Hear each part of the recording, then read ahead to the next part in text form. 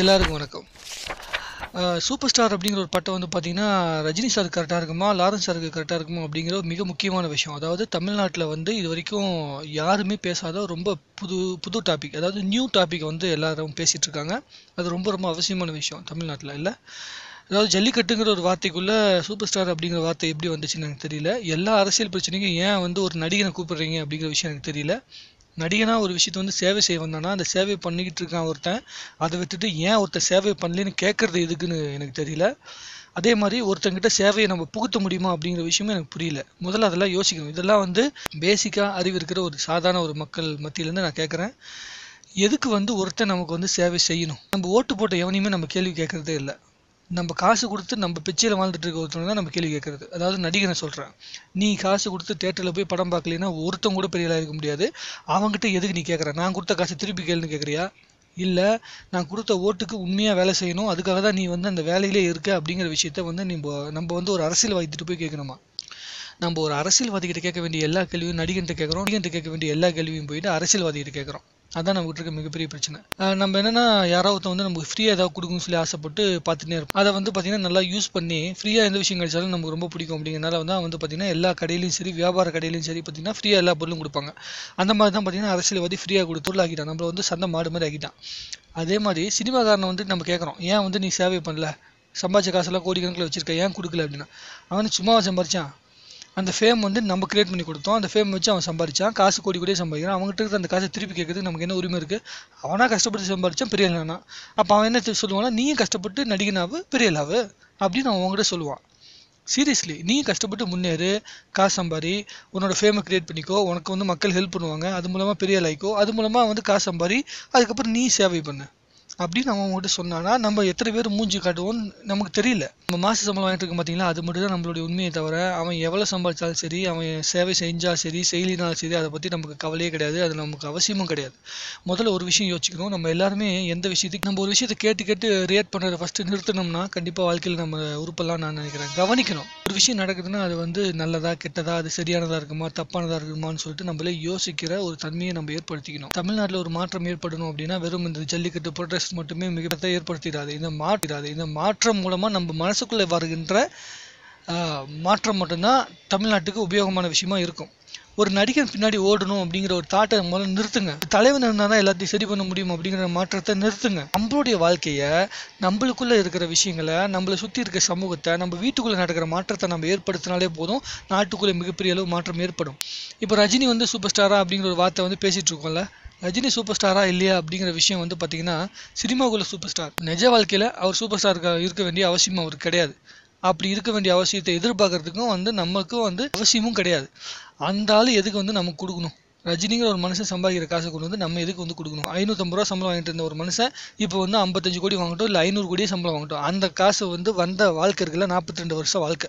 42 வருஷம் வாழ்க்கை நீயும் வாழ்ந்து அந்த 50 கோடி சம்பாரிச்சு நீ எத்தனை பேர் கொடுப்பேன்னு மட்டும் யோசி. அந்த தாட்டு நம்ம எல்லாத்துக்குமே இருக்கும் அப்படின்னா நம்ம பேசலாம். நம்ம சம்பாதிக்கிற 30,000 ரூபாய் நம்ம எவ்வளோ தூரம் தானம் பண்ணுறோம்?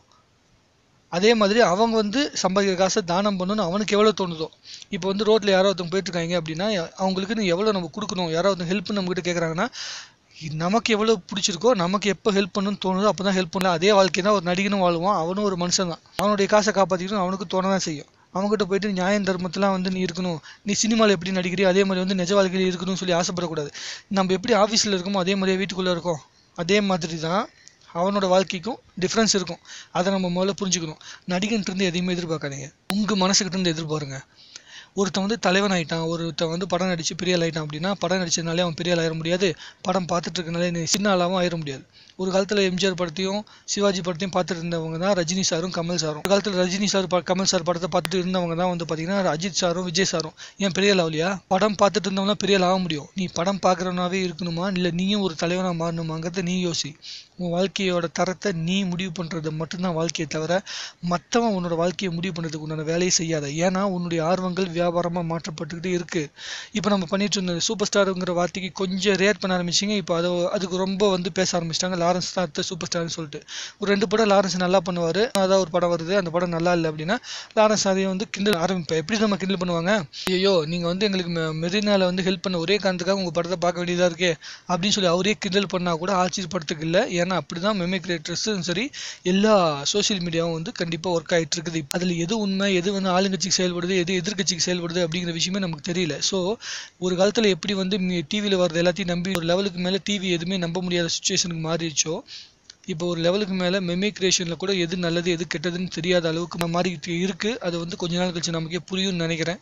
அதனால் எல்லாத்தையும் வந்து கவனிக்காமல் எதையுமே யோசிக்காமல் உங்களுடைய சொந்த கருத்தை எடுத்துக்காமல் அடுத்தவங்க சொல்கிறத நம்பி அடுத்தவங்க கொடுக்குற ஒரு ஷேரிங், ஃபேஸ்புக் ஷேரிங்காக இருக்கட்டும், ட்விட்டர் ஷேரிங்காக இருக்கட்டும், யூடியூப் ஷேரிங்காக இருக்கட்டும், அதை மட்டுமே நம்பி செயல்படாத. இந்த வீடியோ உட்பட இதை இப்போ மட்டுமே நம்பி செயல்படாத. இதில் எது உங்களுக்கு பிடிச்சிருக்கோ, எது வந்து நியாயம்னு படுதோ, எந்த கருத்து உங்களுடைய கருத்துக்கு வந்து நெருக்கமாக இருக்கோ அதை மட்டுமே வாழ்க்கையை எடுத்துக்கிட்டிங்கன்னா மட்டும்தான் வாழ்க்கை உருப்பட முடியுமே தவிர, தமிழ்நாட்டுக்கு ஏதோ ஒரு மாற்றம் ஏற்படுமே தவிர, தயவு செஞ்சு மற்றவனுடைய வாழ்க்கையை நம்மளுடைய வாழ்க்கை கூட லிங்க் பண்ணி பார்க்காதீங்க. நீ வாழ்கிறது வாழ்க்கை, நீ எடுக்கிறது தான் முடிவு. நீ தான் பெரிய ஆள். உன்னுடைய பிச்சையில் வாழ்பவன் யாருமே பெரிய ஆள் கிடையாது. மக்கள் இல்லாதவன் அரசனாகவும் ஆக முடியாது, மக்கள் இல்லாதவன் தலைவனாகவும் ஆக முடியாது. மக்கள் தான் எல்லாமே. அதை முதல்ல புரிஞ்சுக்கோங்க. நீங்கள் மக்கள் இடத்துல இருக்கீங்க, நீங்கள் தான் பெரிய ஆள். எந்த தலைவனும் உன்னை விட பெரிய ஆள் கிடையாது. அதை புரிஞ்சுக்கோங்க. இந்த சண்டையெல்லாம் நிறுத்திட்டு உருப்படியான வேலையை பார்த்தா நல்லா இருக்கும்னு சொல்லிட்டு வீடியோ முடிக்கிறேன். நன்றி, வணக்கம்.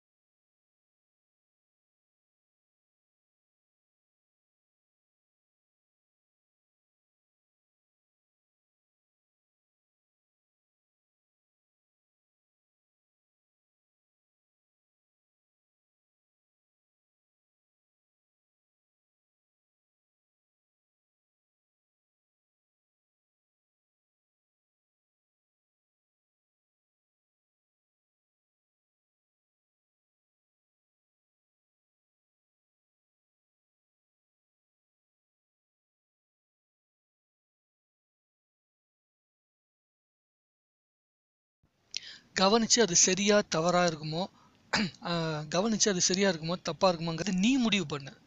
எவன் பேசுறதையும் கேட்காத.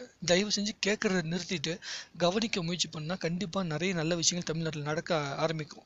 இவ்வளோ பெரிய அறப்போராட்டம் அப்படிங்கிற ஒரு வார்த்தையை கொண்டு வந்த மிகப்பெரிய தமிழ் சமூகத்துக்கு நம்ம மிகப்பெரிய அளவுக்கு கடமைப்பட்டிருக்கோம். மிகப்பெரிய அளவுக்கு இதுக்கு முன்னாடி இருந்த ஜென்ரேஷனும் கடமைப்பட்டிருக்கு, பின்னாடி இருக்க ஜென்ரேஷனும் கடமைப்பட்டிருக்கு. அவங்க எல்லாருமே நம்ம வந்து பார்த்து பெருமைப்படக்கூடிய வாழ்க்கையை வாழணும்னா இந்த போராட்டத்தில் இருந்து நம்ம எடுத்துக்கொள்வது வந்து பார்த்திங்கன்னா கோபமாக இருக்கக்கூடாது. நம்ம மனசுக்குள்ளே வருகின்ற மாற்றமாக இருக்கணும். நம்ம சமூகத்துக்குள்ளே நம்ம ஏற்படுத்துகின்ற சின்ன சின்ன மாற்றம்.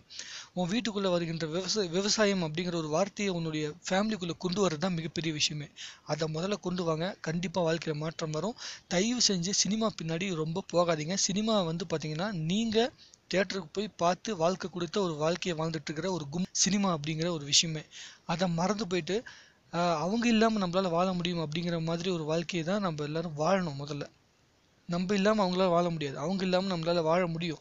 சினிமா பார்க்காம உன்னால வாழ்க்கை ஃபுல்லாக வாழ முடியும். ஆனால் நீ சினிமா தேட்டர் போகாமல் அவனால் வாழ முடியாது. அதை முதல்ல யோசிச்சு பாருங்க. நீ கொடுக்கல் வாழ்பவன் தான் நடிகன், கலைஞன் எல்லாருமே. அதை புரிஞ்சுக்காம உங்களை கேவலப்படுத்திக்கிற ஒரு விஷயத்த செஞ்சுட்டு இருக்கிறத நிறுத்துனீங்கன்னா நாடு நல்லா இருக்கும், நம்மளும் நல்லா இருப்போம் அப்படின்னு சொல்லிட்டு வீடியோ முடிக்கிறேன். நன்றி, வணக்கம்.